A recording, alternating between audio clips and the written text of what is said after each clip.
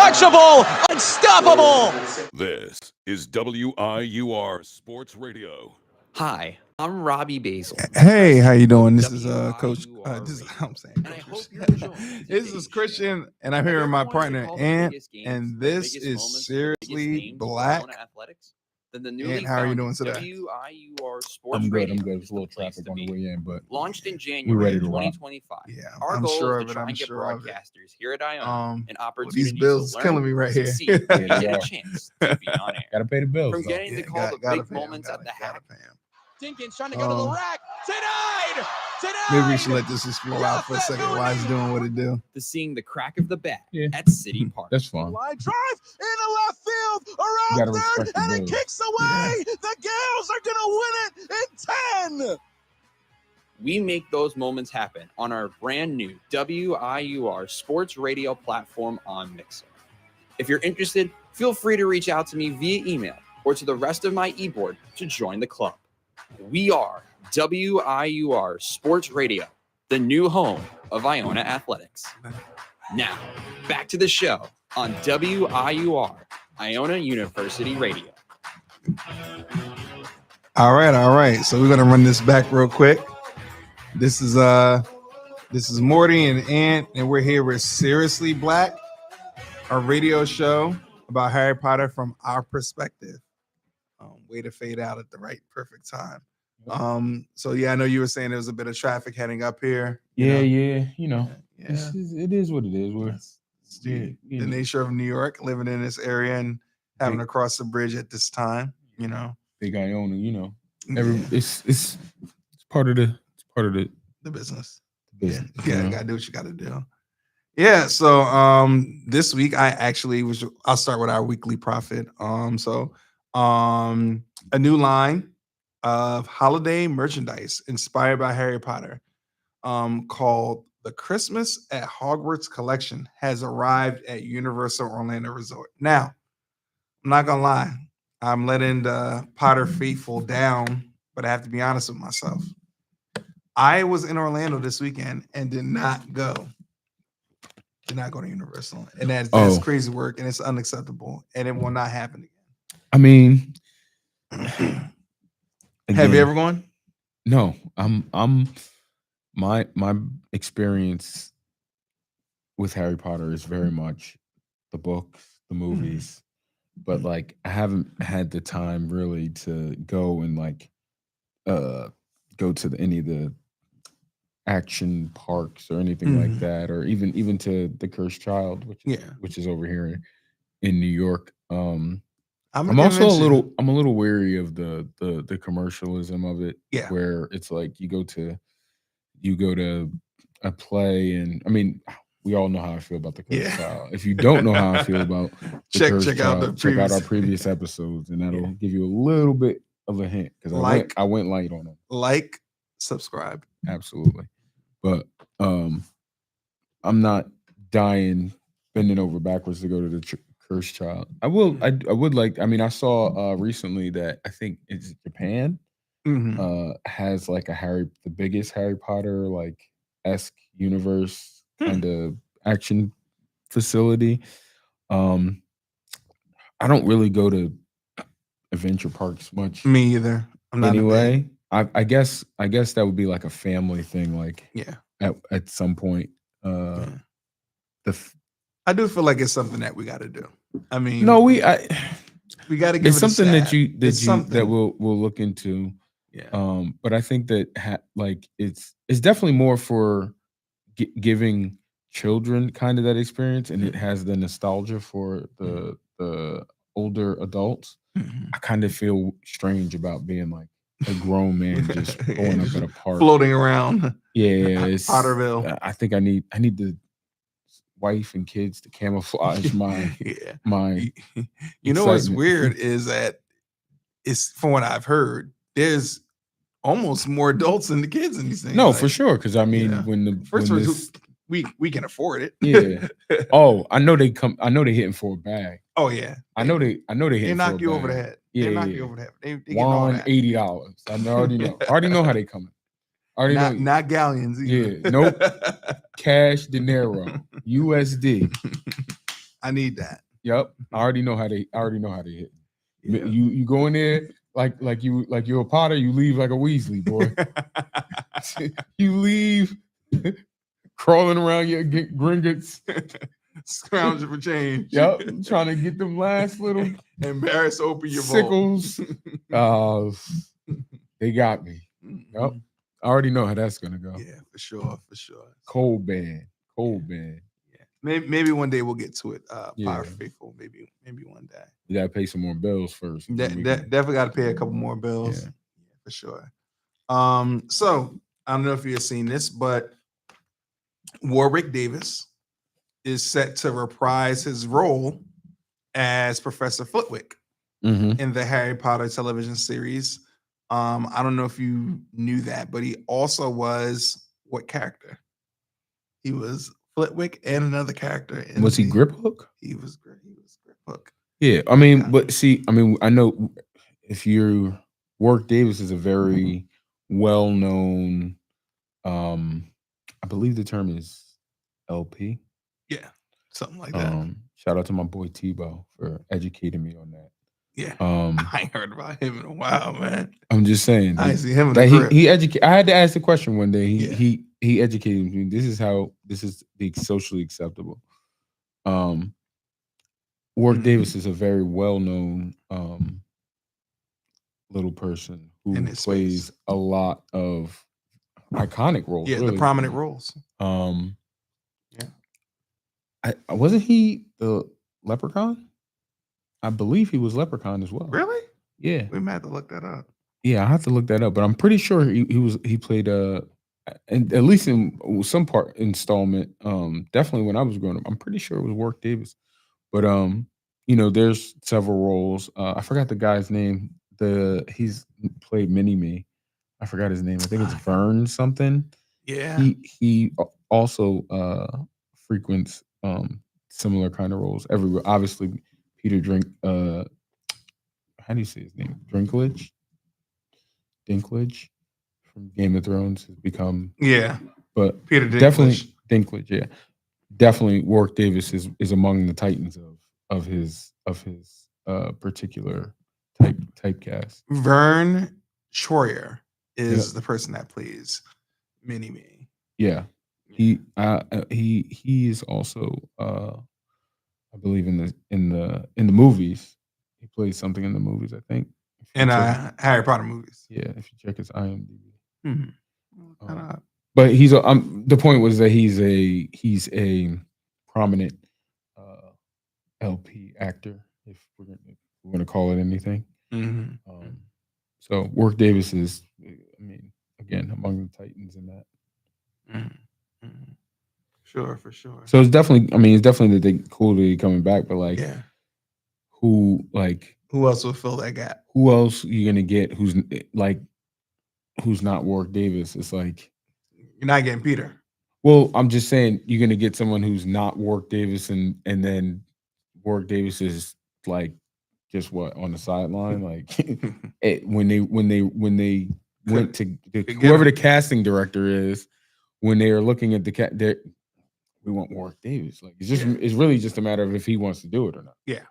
Mm-hmm. If he wants to do it, he's got it. If he doesn't want to do it, then you know what I'm saying.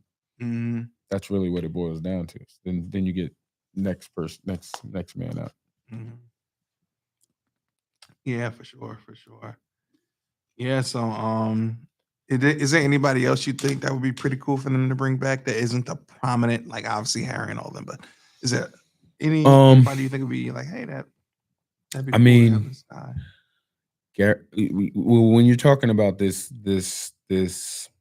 series, it's a British series, so you got to go through your British actors.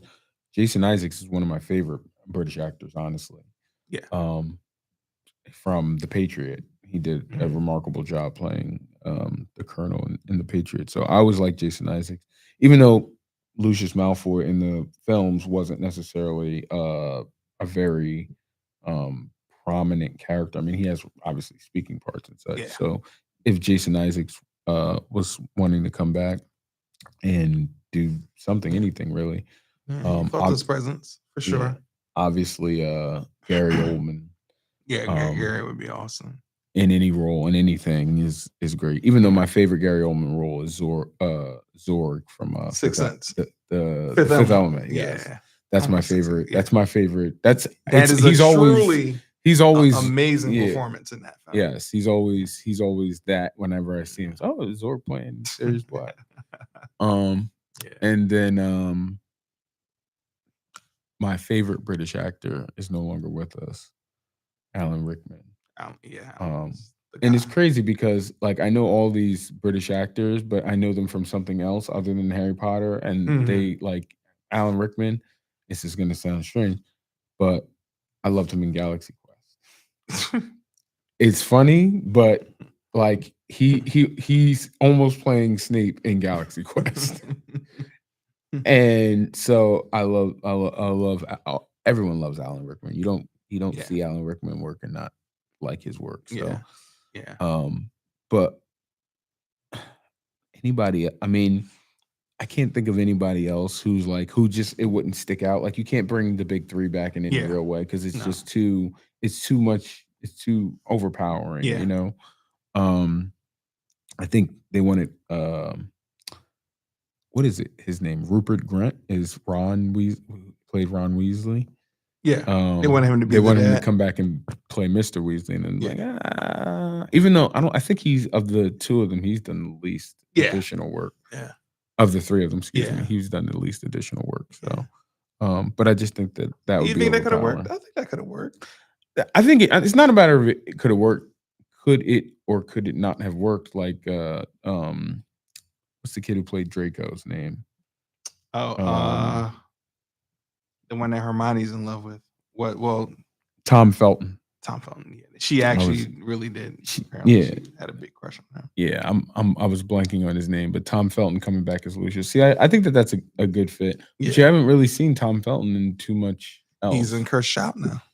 Well, I'm just saying in general, like he's not like none. It's crazy. Kershaw owes me a check. The way I have been fighting. We about to have a button on this thing for the Cursed Child. Just bleep it. Can we censor the Cursed Child when it comes up? Like every time I mention it, just bleep that joint out. That 10 seconds out. Yep. But no, the I think Tom Felton as Lucius Malfoy makes sense. Yeah. It's crazy that none of them really blew up super big, but how could they? I mean, they were in the epic film. They were already big of their time. Yeah, I think Emma was the closest one. Yeah, I mean Emma did a couple of other things, and she's I loved her in The Perks of Being a Wallflower. I haven't seen that. Phenomenal movie for those who haven't seen The Perks of Being a Wallflower. I think so much with them, and what I've listened to their interviews and stuff, I think so much of them were just like almost like a Harry Potter-esque kind of thing. Like, just can we be a little normal for a little while? Because they were like child stars, and then this took so long, so they were going into like early adulthood as it was ending. And I think part of it for them was can we just have a little bit of normalcy to see what that's like first? So I think that's kind of why none of them, like, I don't think any of them went like head on into like, let's just full show business. Yeah. Blow it up. Let's go. Yeah. So, but that was a interesting thing that, years later, recognizing that none of them really blew up, and everyone who was big is already big. Yeah. So the last one for the our Daily Prophet news is apparently there is going to be a traveling Harry Potter, the Forbidden Forest experience. Is going to be opening in region soon. This will be in Chicago, Vancouver, and Brisbane. Thoughts? Interested? You go? You don't go? I mean, again, is it more like a? Am I going? No. I'm not a thrill seeker type of person where I gotta pay money to go put myself into some kind of ordeal, right? Now, obviously, this is all just fanfare. Forbidden Forest. It's not the real Forbidden Forest. If it was some real Forbidden Forest type stuff, I mean, you hear somebody lose a leg or something like that, then it'd be like, okay, this is the real. Where do I sign up? Exactly. Well, then now we're talking Forbidden Forest. You talking about pictures and you know, fake boohoo person grab you. Exactly. Yeah. You're talking about a glorified haunted house. Yeah. But is it that's not necessarily my thing. Just in general, like forget Harry Potter aside. I'm not like, I mean, I go to Six Flags, get on the roller coaster. That's cool. Mm-hmm. But like, you know, rock climbing or spelunking and going in these caves and just that ain't you. Yeah. Skydiving. Yeah, I'm not doing the parkour. I'm not doing that. Yeah, bungee jumping. Yeah. No, thank you. Yeah, it's not for me. All right, so let's jump into it. Fact or cap? Here we go. All right, so let's start with a good one here. All right, Dumbledore made Ron's name taboo for Harry and Hermione in the Deluminator. The first time they used his name without him around, he heard it, and the Deluminator took them to their general area.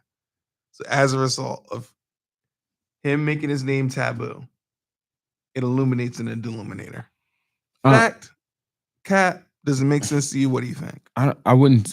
It's the question was, what are we calling fact, right? Yeah. It sounds like it's the similar or same kind of magic that the taboo works, the way the taboo works when they taboo Voldemort. Yeah. And the Death Eaters are able to basically apparate or show up wherever whoever used his name was. It was definitely a similar type of magic. Exactly the same. I don't know if the threshold was it similar magic, then I would say fact, because I think Dumbledore has to put a little twist on it to make it usable for Ron because he doesn't really know how it works, because when he gets back and Hermione's mad at him, he's telling the story to Harry like, you know, this ball of light kind of showed up and, you know, I knew it would take me where I wanted to go and it came into me, and then I was able to show up exactly where I was, where you guys were. So I do think the magic is probably the same or similar, and Dumbledore put his own modification on it to make it usable for Harry, Ron, and Hermione to get them connected again. Mm-hmm. So we're going with fact. As long as the requirement is the magic similar, then yes, fact. Okay. All right. Next one. Mrs. Norris is an animagus. Oh, these guys. She was. You gotta hear it out. I'm listening. Oh man, she was born to a dark family who threatened to murder her when she fell in love with Argus. They ran away. Albus gave them sanctuary, and she never leaves the suite of rooms unless she's in cat form. Now, here is a twist to it. They believe that when she does leave the room and she's not in cat form, when she's in human form, she's Madam Pence. Madam Pence? Yeah. Cap. Big cap. Sombrero. Sombrero. Right there.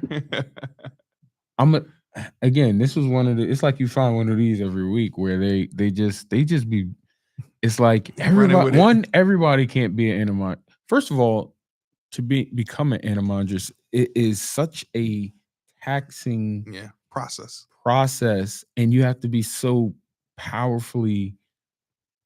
magically powerful to be able to even execute it. Mm-hmm. Because even when they talk about Peter Pettigrew becoming an animondress, they are like, how did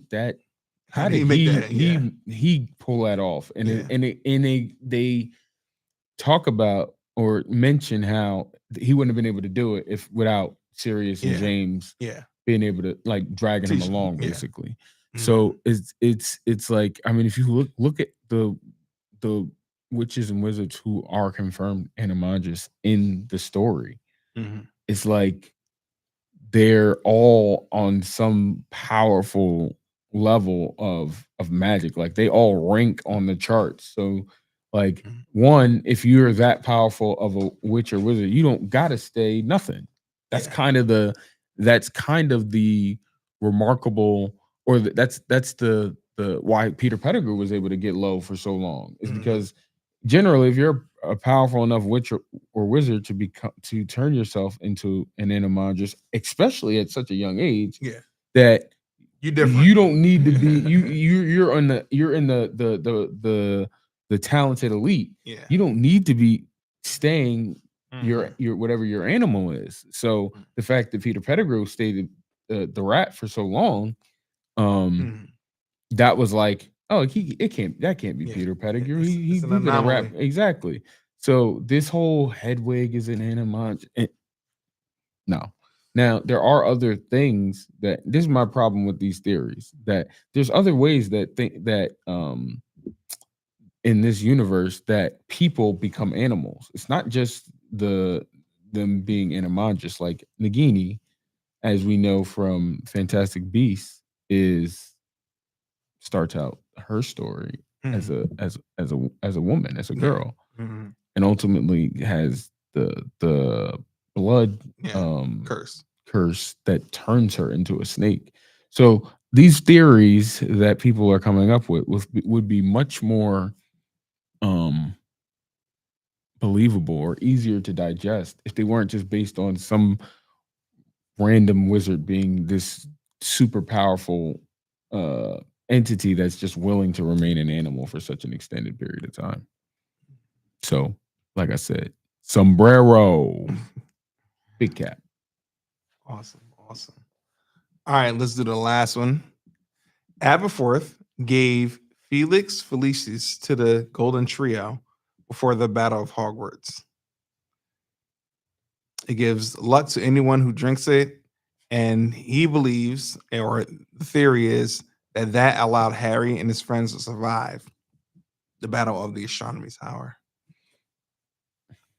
I mean, that's just they're just throwing spaghetti at the wall. Cause like, okay, what anytime Felix Felicis has been used. And let me give you a little bit of context to it. There was a passage in the book in which he's feeding the kids. No, I remember they go to drinks the and food. Hog's Head. Well, first they operate into Hogsmeade. Yeah. The caterwauling charm basically is Mhm. set off, and Aberforth basically bails them out, and then steps strong to the Death Eaters. Like, Mhm. I'm gonna do what I want to do. Yeah. Y'all, Mhm. deal with it. Mhm. And I remember Aberforth Feeding them. and all of that stuff. But I think that anytime Felix Felicis is mentioned, even when Harry Fick gives Ron the Felix Felicis Mhm. for the Quidditch match, Mhm. it's mentioned. Yeah. So the fact that it's not mentioned makes this cap. Because she's first of all, don't disrespect J.K. Rowling like that and think that it would just. This is what I'm saying. Don't think she would have a jewel like that and just not mention not it. pull the thread. Yeah, like Every that's thread is disrespect. purposely pulled that leads to something. The disrespect is real. Yeah. If she gonna write something like that in there, I mean, Harry gives them Felix Felicis when he goes with Dumbledore and Half Blood Prince. Yeah. And they say like yo, that Felix Felicis was doing it, putting in work because old boy, I forgot dodging them. Thorfinn Rowell was Mm-hmm. sending the killing curses, and it wasn't hitting them off of the Felix Felicis. So I mean, there's definitely supporting evidence that is a thing, but I don't. J.K. Rowling's not dropping that dime on us, and you just see people just want to. They just want to be a part of the story, and that's the thing about Harry Potter. Everybody want to be a part of the story. They want to put their little twist on it. I get it, but definitely cap. Okay. All right. So we're getting into chapter 3. Chapter 3 called Letters for No One. It starts with a segment in which Harry was ending the school year, happy that it's over, and he was having an issue with Dudley's gang. Piers, Dennis, Malcolm, and Gordon. What a group of names. But in the book, he says, they were all big and stupid, but Dudley was the biggest and stupidest of the lot. Yeah. And he was a leader. The rest of them were all quite happy to join in Dudley's favorite sport, Harry hunting, which is diabolical. The inner monologue of this chapter is definitely illuminating to how, like I said last episode, the Dursleys definitely got let off the hook that Harry was a wizard. Yeah. Because 100%. if Harry is a muggle, if he's a civilian, is a regular civilian, I'm telling you, this a whole different story. ABC, NBC, CBS, all of that. BBC, the it's gonna BBC. be the story of the year when Harry Slow singing and flower bringing finally snaps on these Dursleys for the way they getting busy on them. Because like the inner monologue of this chapter is when you hearing, even Harry's moving to the Dudley second bedroom. And when he's moving to Dudley's second bedroom and Dudley's going off, like Harry's like, and it was such a surprise that even with Dudley going off like he was, I was still in the bedroom. Yeah. And it's like Harry's just his whole, I don't know, I don't want to say his self-esteem is low, but his experiences have definitely affected his outlook on the world up until this point. And it was gonna get darker and darker. So I'm gonna have to drop one of them threads, them Factor Cat threads about if Harry was a muggle, we don't make it to book 3. I'm telling you that right now. By the time Harry get like 13, 14, and he can go and get some puberty start hitting and he start realizing like how, he just start realizing more. I mean, he knows now. Yeah. But when we start realizing more how restrictive it's gonna get and where it's gonna go as he's getting older, I'm telling you, Harry was about to be out on the block. Like, hey, look, when I get the Privet Drive today, it's gonna get ugly. It's gonna get ugly. Yeah. Yeah. Let me answer this question. So, we were 25 years removed or so from it, give or take. Yeah. Was Harry Potter at the forefront of really discussing bullying at a higher level? And do you think that bullying at that time was more impactful than elements of bullying now? Would you say I have bullying is a theme in this book?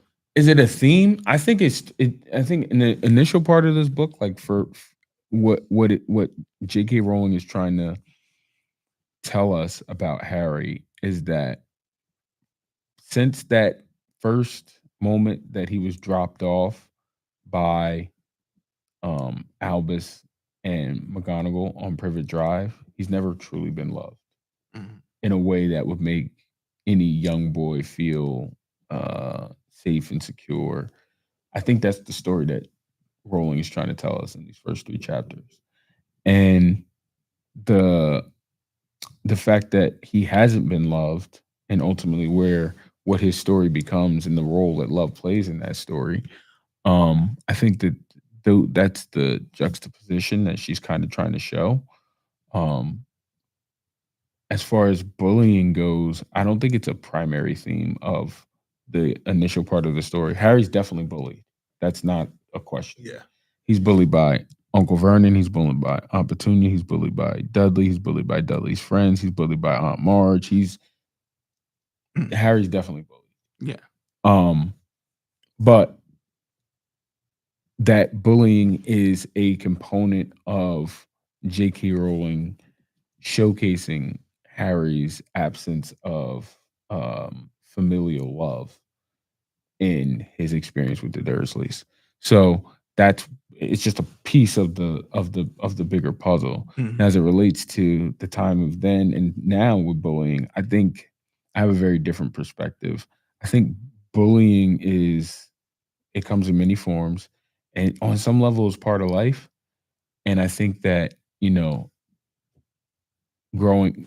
so for us growing up, like we didn't have the whole anti-bullying campaign. No. pushed in front of us. It was really kind of like it happens, you got to deal with it. And nowadays is very much like, no bullies, anti-bully. You can't. It's a you firm can't, action plan. yeah, and you can't bully. So much is seen as bullying that now like when we were coming up, it was like, wait a minute, that's bullying, or is it just talking smack? We call that coaching. When I was coming up, that was how every coach I ever had talked to me. That's how I got to be an all state performer. Like if he didn't say that to me, exactly. So nowadays, not that I'm saying that the kids are weaker, but I'm saying that you if you don't think today's students are young people are definitely I do think that, but I also keep I'm about to give you a Dumbledore jewel. Okay. One of Dumbledore's famous quotes. Let me see if I can get it right. Youth cannot know how age and wisdom thinks and feels, but old men are guilty if they forget what it is to be young. Mm-hmm. So I always always think about what I think about the current generation with that in mind, honestly. Because do I think that the youth or the younger generation nowadays is a little bit more catered to? Yes, for sure. But I would say that probably the generation before us would say the same thing about our generation. So I always I don't want to be like, oh, you young kids, you young whippersnappers don't know what it was like back in my day. I never really wanted to be that guy. Yeah. But I do think like from the bring it back to from the perspective of bullying, I think that the bullies teach lessons. As crazy and as sad as it sounds. Bully is Carl Winslow from Family Matters.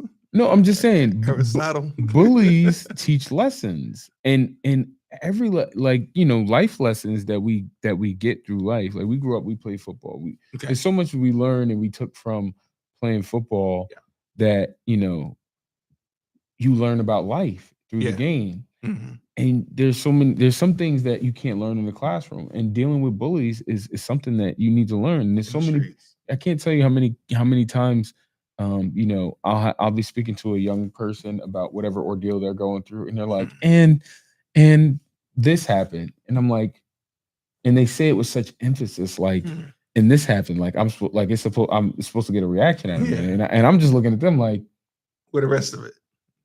And that happened, and like I'm waiting for the more, like, and they're just like, well, that's the end of the story. Like when that happened, like I shut down, and I didn't. I'm supposed to do something else. It's like, yes, yes, you are. Like, you know what I'm saying? It's like, oh, well, I'm going to be late to work. Well, why are you late to work? Well, there was traffic. Like, okay, so did you plan for there to be traffic? Like what's the workaround? Exactly. It's like, no, there was traffic. That's the end of the story for them. And that comes with not really having a to solve problems. Yeah. The generation after us and so on down the line had so many problems solved for them that when it came time for them to solve their own problems, it's like it's way more of an ordeal than it should be. And I think that's part of the lessons that bullies teach. I'm not advocating for bullies. That's not what I'm saying. I'm saying that there are things in life that can only be learned through adversity. And as adversity goes, bullying is probably a less on the lesser side of adversity. I mean, there's extreme bullying. Harry's probably going through a certain level of extreme bullying. I'm saying, had Harry kept going through this level of bullying, he probably was going to flip the script and get busy on somebody. I feel confident in saying, if I ever met J.K. Rowling, that would be one of the questions I ask. Like, hey, let me ask you a question. If Harry, in your professional opinion, if Harry isn't a wizard and he's subject to the raising and his life experiences with the Dursleys, does he just up and off them at some point? Like, I'm just asking him just to see what she says. Inquiring minds. I know the story came full bore in her mind when she tells that story. But I'm confident that Harry was not going to take that laying down forever. I don't want you to overthink this. We're gonna move past. I gotta ask this question real quick. Most impactful bully from a book or from a TV show? Most impactful bully? The first bully that comes to mind is like, he's a killer. Who? Like, he's a killer. Like, who? What's the bully that comes to mind? I mean, it's many bullies. And I couldn't. There's no right answer to that. Not because I don't want to overthink it. The thing is, different bullies teach different lessons. And what lesson do you think Debo taught? I think Debo taught the lesson to the hood that eventually you got to figure out where your line in the sand is. Like, I mean, not to turn this into a Friday podcast, but you know, for Craig, it was like, yo, you're not about to disrespect me alone like that. That's like what we're not gonna do. Exactly. Like, it was all, everything else was cool. You're gonna push my man around, you're gonna snatch my man's chain, you're gonna knock my man out. You could do all of that, but you're not about to disrespect me alone. You know, them telling that story, you know, Seriously Black, you know, protecting a young Black sister. That was Ice Cube's line in the sand. And that now, hey, listen, and this is part of the story in because Voldemort's a bully. Yeah. Like, this is part of the story. That's why I was kind of in Harry Potter, where Harry, one of the reasons why Harry's, we're gonna go a little bit deeper. Yeah. One of the reasons why Harry's wand beats Voldemort's wand during prior incantatum is because Harry realizes, like, he could kill me right now and I could die, but I'm going out standing, I'm going down standing up, as my good brother Morgan Freeman would say. So that's the lesson that bullies, that's a lesson that bullies kind of teach. You got to be ready to stand up. You got to know where your line in the sand is. You don't got to be reckless, but you got to be Debo's lesson, Voldemort's lesson. Hey, look, this is the limit. I'm willing to die about mine right here, right now. Let's go. Yeah. I don't know why this line came in my my mind, but Debo, my mama gave me that chain. But I want to say this, shameless plug, Hustlers Don't Cry. I want to shout out our first official sponsor that shot me some merch to wear on the show. So cool. Hustlers Don't Cry. Check them out. Good stuff. Shout out to D Goods, DC Worldwide. Where mine at? I got you. We ain't doing good enough for two. This came fresh. This is fresh out the pack from Nashville, but I got you. Next week we got some stuff. Nashville, I got folk down there. Yeah, definitely, for sure. But shout outs to Hustlers on Crowder brand. They do good stuff. So let's get back to it. So segment from the book. Harry, on the other hand, was going to Stonewall High, the public school. Dudley thought this was very funny. The stuff people's heads down the toilet the first day at Stonewall, he told Harry. Want to go upstairs and practice? Harry says, no thanks. The poor toilets never had anything as horrible as your head down it. It might be sick. Then he ran before Dudley can figure out what he said. Quick question. Do you think that if Harry stayed, no Hogwarts, anything like that, that the relationship with maturation and time, do you think that relationship would have eventually became more brother-like? That they would have eventually figured it out? No. Did separation make it better, or the separation? Well, it's a couple things. Dudley treats Harry how he sees his parents treat Harry. Yeah. All of Dudley's bullying and treatment of Harry come directly from how his parents kind of feel and pass their sentiment on about Harry to Dudley. Dudley is not, and this is why one of the reasons why why he breaks that mold eventually and recognizes that Harry is not what his parents have been kind of portraying him to be. And also this passage where Harry is saying Harry's basically clapping back at Dudley, which is the basis for why I'm saying if Harry was a Muggle, them clapbacks was going to just straight turn into claps. So I just want people to recognize that my analysis comes from not Real just world. it comes from real examples. Like I'm not pulling these threads out of nowhere. Harry is clapping back, and he's starting to rebel against the way that the Dursleys treat him. Even as we get deeper into the chapter, when the letter comes, like his uncle's like, give me that letter, and Harry's like, nah, chill. Like this is for me. Yeah. So that's where I'm getting if Harry was a Muggle, it was gonna get spicy for the Dursleys. But no, I think that Dudley is influenced so influenced by his parents that he can't really have a genuine brotherly relationship with Harry, because his perspective of Harry is derived from Petunia and Vernon. I think why that ultimately changes down the line is that Dudley needs to realize that his parents are the problem, and he doesn't really realize that until Harry saves him in the fifth book. Where Dudley is in real danger, and Harry does his thing to save both of them. And I think that's where Dudley realizes, like, oh wait, Harry he ain't that bad. He's different, and he got something going on, but he's not against us. He's not the problem. Yeah. And that's where Dudley starts to recognize, like, maybe it's my parents who are really the problem here. And then, later on towards the end of the series, when they're basically going their separate ways, at that point in the story, and Harry saying to I forgot who the I know Tonks order members. It might have been, I want to say it was Daedalus Diggle, but I'm not really sure. So don't quote me on that. Yeah. But he's saying to them basically, because they're like astonished, they're like, you're going your separate ways from your family, and they basically are acting like they could care less. Yeah. And Harry's like, well, they think I'm a useless waste of space. Yeah. And that's when Dudley speaks up and says, I don't think that. Yeah.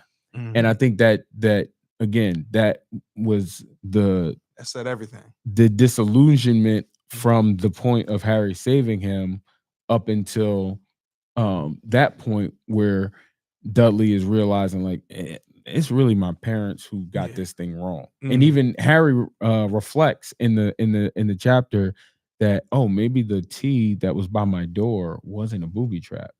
Maybe that was Dudley actually trying to do something nice. And he laughs, and like his internal monologue, he laughs. He's like, he says, like, even if I didn't see Dudley's lips move, I wouldn't have believed it was him who said it. And like I said, as we know, they come back later in life, and they're never really great friends, but they find a certain manly peace between the two of them. So I mean, we're not gonna really get into this quick thing you mentioned. Actually, I know you remember this part of the book in which you're talking about the clothes, in which they were dyeing Dudley's old clothes, and they were smelling so bad in the kitchen that they were wrinkling up their faces. And all I could think when reading that is, like, where's child services when you need them? Why are you doing this boy like that? I mean, the thing is, the Dursleys are well off. Yeah, and that's the craziest part about it. That's why I keep reiterating the point. Like, Harry is putting these pieces to the puzzle together. Yeah, like Dudley got 2 bedrooms. He got a room just for his toys. You know what I'm saying? The Dursleys ain't struggling at all. They have Dudley's room. They have Dudley's pretty much backup room, playroom, and they have a spare guest room. Yeah, the Dursleys doing good. And they still put him in the cupboard. Petunia don't got no job. Petunia at that house all day, kicking it. Yep, just making sure the food good, making sure the house is clean, making sure the garden is right. Yeah. When Dudley get home from school, she did fresh snack. Listen, Vernon moving them drills, bro. I'm telling you right now. I told you. We told you. Yeah. We told you day one. Vernon about that bread. I'm not looking out this window. I ain't got time to be looking out this window. I got a wife at home. Yeah. I got a kid with 2 bedrooms. I got a little nephew staying in my cupboard. I got mouths to feed. Vernon is not playing. Yeah. Vernon getting to this money.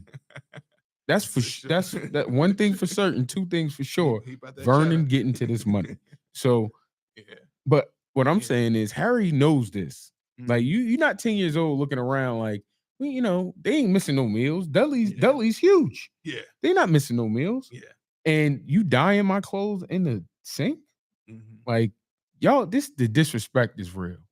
The disrespect is real. And I'm telling you, the Dursley, they dodged the bullet with Harry.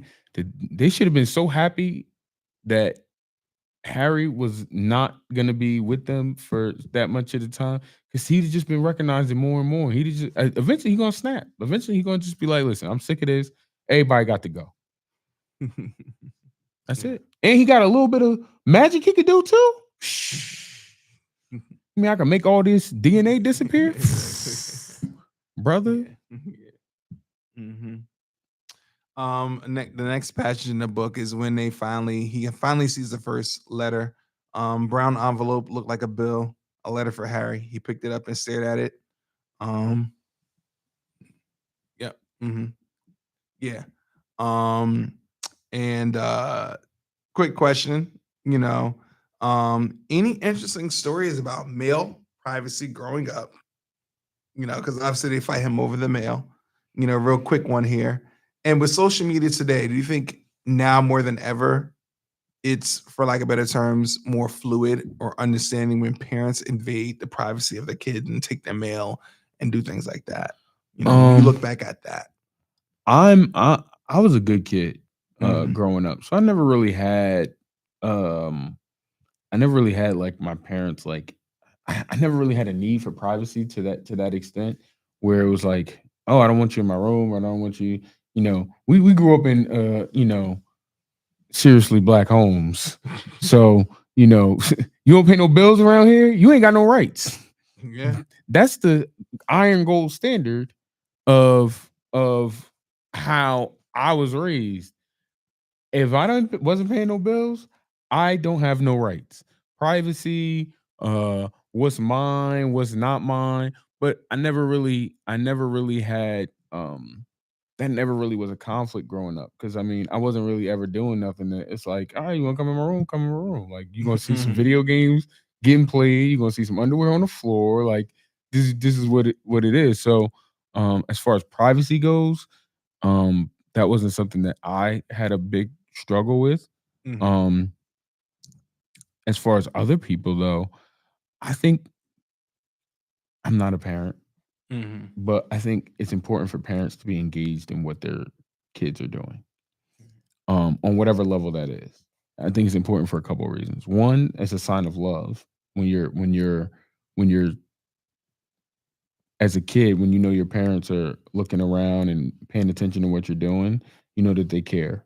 And that should and usually does make you do better. And then 2, because these kids nowadays be getting into all types of wild stuff that there should be some about the Finsters and all that type of stuff, man. It's crazy. There needs to be some adult supervision on stuff. It's so easy nowadays to live an automated life where you don't really have to do too much. I mean, how many times you see parents in the mall and their kids, they just sitting on an iPad or something like that. It's so easy to do that nowadays. Whereas, when we were growing up,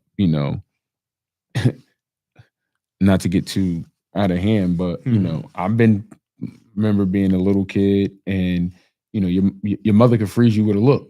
Yeah.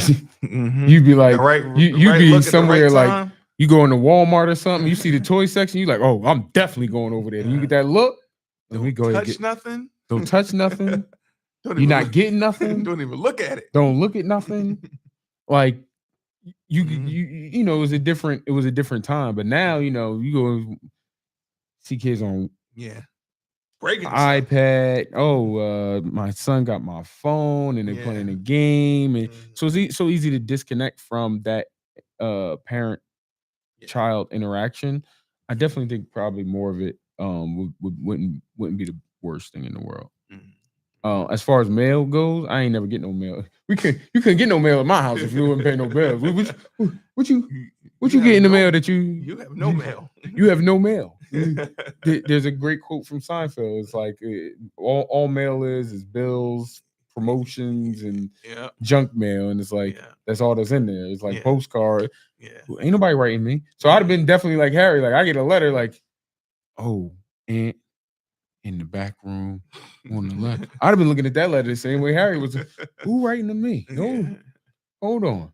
And they probably would have went the same way. Like, hey, what you got over there? Who writing to you? PSG ain't got nothing to do with you. Right? So you know what I'm saying? Like it would have went like that probably on some level. But that's because my parents was like, they knew what I had going on. You ain't ordered nothing. You ain't got nothing to pay. What you getting mail for? You know what I'm saying? So that's a real thing. So, after this point, the mail starts to come in. It's coming in on a rapid pace. Every day is more and more and more letters. We see some amazing imagery with it. I love this one passage from it in which it say, on Saturday, things began to get out of hand. 24 letters to Harry found their way into the house, rolled up and hidden inside of 24 eggs in their very confused milkman had handed opportunity through the living room window. That's just some great imagery in regards to like the level of intensity and the way they're trying to get Harry this letter. So they, obviously Vernon just going off the deep rail. He's doing everything he can to stop them from getting these letters. Vernon should have learned his lesson. Yeah. Right here, right now. Yeah. He should have learned this should have changed his tune immediately. Yeah. These folk ain't no one to play with. Yeah. Yeah. And I mean, at this point, he goes as far as literally to taking them to like renting a boat, taking them so far away. Yeah. They get to the final space. It's actually going to be Harry's birthday. And, they're knocked out. Harry's pretty much singing happy birthday to himself. What is the wildest birthday or Christmas gift you ever got or known someone to get? That was crazy. That was like wildly disrespectful. Like it's in that book, he got a pair of he got a coat hanger and a pair of Vernon's old socks. What is the wildest gift? Nah, I try to stick around healthy people. I'm sure it's people in and around who have had wild stuff, but I have some friends. I ain't gonna put about that. I've seen some crazy gifts. No, I mean, I got to the extent I don't really celebrate my birthday as much as the people around me would like me to.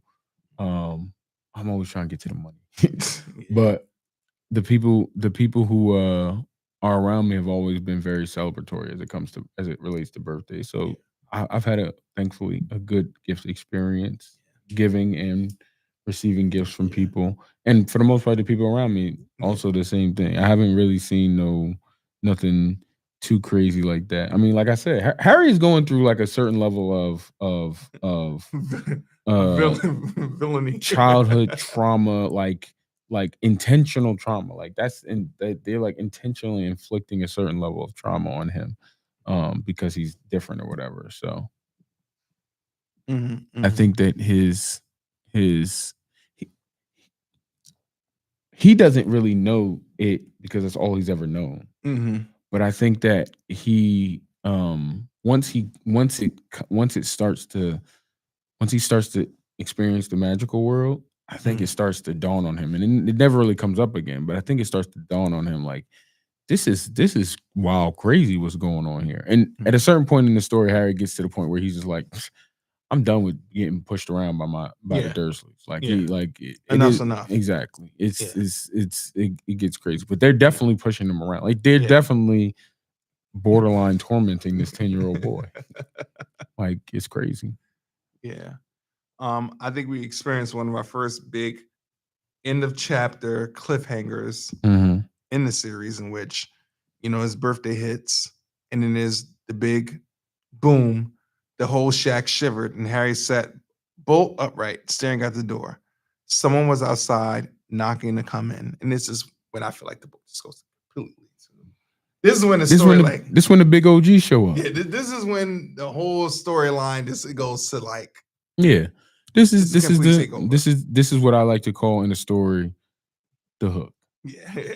This is the one. Everything up until now, you kind of sense what was going on. She about to drop the hook on you. Yeah. This is when it's like, all right, we about to pull you in. Yeah. This is the real end. We done laid some foundation, we laid some groundwork. Now we about to pull you in. Boom. Let's go. Yeah. Coincidentally, the boogeyman is back. On the same day that the big OG shows up. So it's funny because when